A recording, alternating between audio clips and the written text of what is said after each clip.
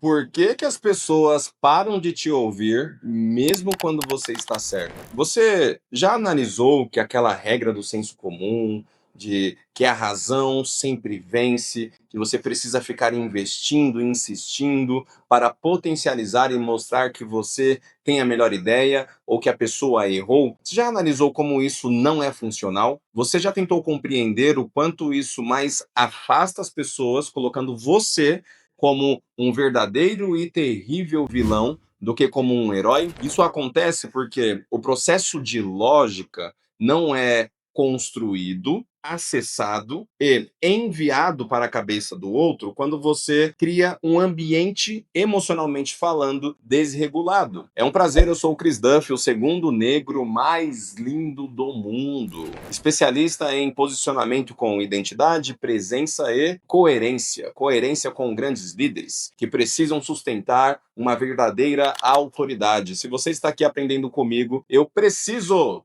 que você se inscreva no canal, ative o sininho, comente aqui. Eu estou aprendendo com você, Cris.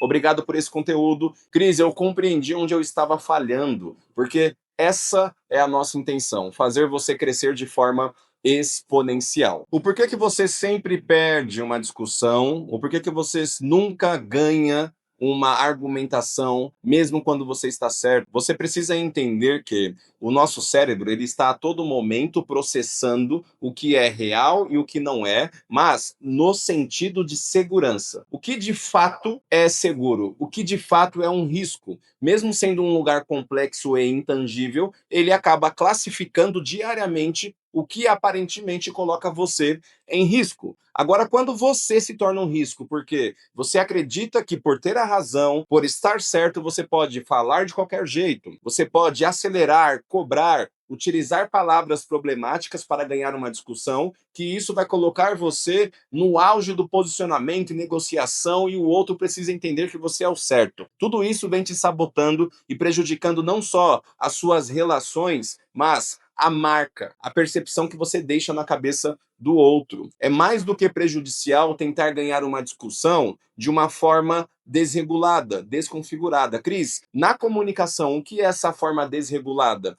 Quando você fala alto demais, rápido demais, você acaba entrando nesse lugar de agressividade. Mesmo que não seja uma forma totalmente agressiva, de uma forma mais gritada, se o cérebro do outro entende que está correndo risco ou que ele está sendo agredido de forma verbal, não adianta você tentar usar o lado racional, não adianta você colocar argumentos claros, não adianta, olha que loucura, você mostrar um vídeo para a pessoa dela mesma fazendo o que você está acusando que ela fez. Porque uma vez que você prepara um ambiente hostil, emocionalmente falando, nada que faz parte da razão, nada que faz parte da lógica vai ser associado, como eu já disse, ao cérebro, à linha de raciocínio da outra pessoa. Logo, você se torna um vilão por preparar de uma forma inconsciente e totalmente prejudicial um ambiente onde a pessoa se sente atacada. E a questão é, como que eu não entro nesse ambiente? Porque uma vez que você monta essa atmosfera emocional,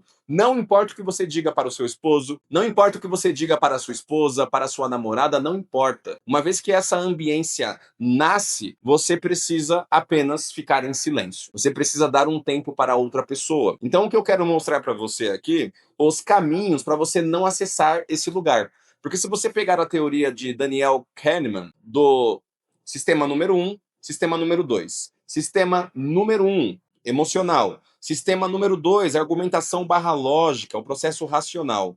Eu não ganho nenhuma conversa, nenhuma discussão, nenhuma argumentação utilizando o processo emocional, porque o emocional ele é intangível e eu não tenho controle como o outro vai se sentir. Eu não tenho controle o com as minhas palavras ou frases pode condicionar na cabeça do outro um lugar totalmente problemático que pode levar ele para um lugar ansioso, ou até mesmo um lugar depressivo, onde ele se fecha e você não tenha mais acesso. E aí, quando essa pessoa começa a chorar, por exemplo, é pior ainda. Então, o canal, segundo o Daniel, é o 2. Porque através da lógica, eu preciso tangibilizar um cenário. Através da lógica, eu trago sofisticação. Através da lógica, do processo racional, eu trago coerência. Ninguém que trabalhe com coerência enquanto fala precisa ser agressivo. Ninguém que traz uma fala com começo, meio e fim sem agressividade, sem precisar acelerar. Ninguém que trabalhe com essa fala totalmente sofisticada, num sentido de tônus, num sentido do grave,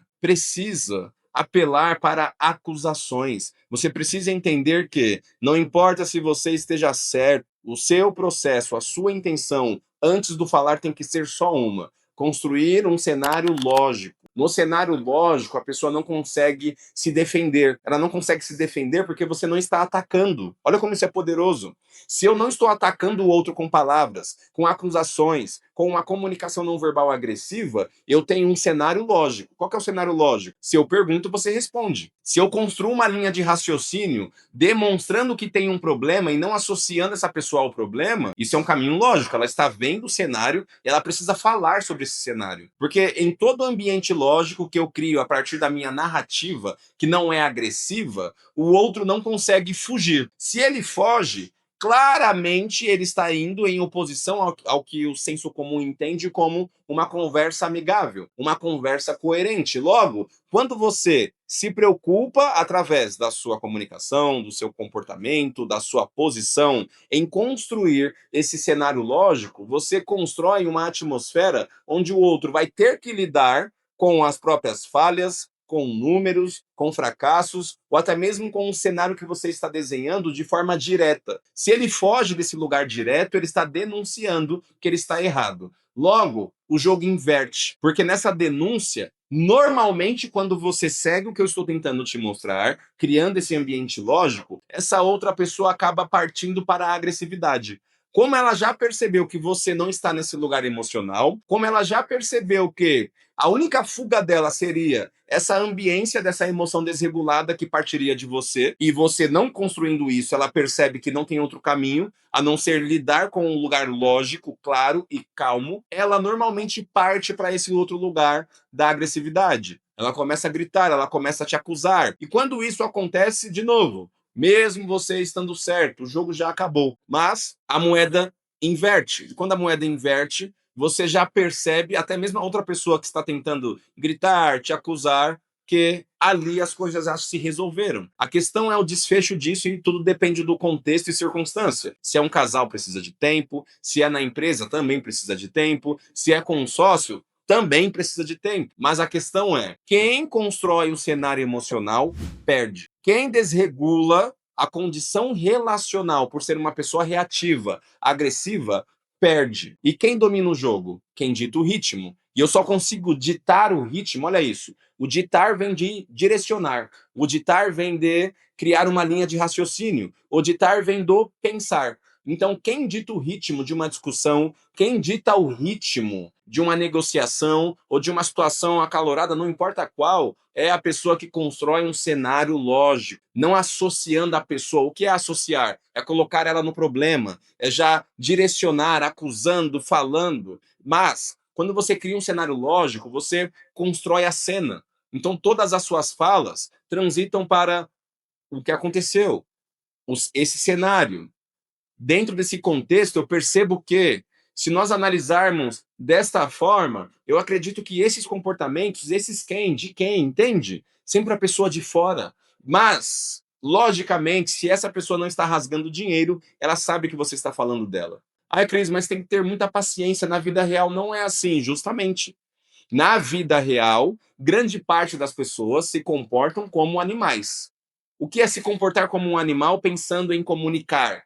É ser reativo, é ser agressivo a todo momento, é já ser uma pessoa de autoridade, uma pessoa que já tem grandes responsabilidades, é ser uma pessoa que já construiu uma vida mais do que interessante, mas que tem um comportamento incoerente. Porque se você olhar alguém bem vestido, você espera que essa pessoa grite, seja agressivo? Não. Mas quando acontece, como você mesmo já sabe, grande parte das pessoas, olhando para a vida real, se comunicam como animais. Essa pessoa gera uma incoerência. Ah, mas ela é tão bonita, tão inteligente, tão amigável, mas só quando está tudo bem para ela, porque quando não está, ela é agressiva. Esse homem é um ogro, ele não sabe falar com o outro. E essa incongruência afasta. Então, sim, na vida real é diferente para aqueles que não são intencionais. para aqueles que estão todos os dias correndo o risco de desconstruir, ou melhor, destruírem tudo que eles construíram ao longo da história. Porque uma reatividade no lugar errado não só cria uma ambiência problemática, mas te coloca em um lugar que é difícil sair. Que essa imagem, essa percepção do homem ou da mulher agressiva, reativa, que não sabe lidar com o esposo, com a esposa, colaboradores e sócios. E aí você entra dentro de uma prateleira desnecessária.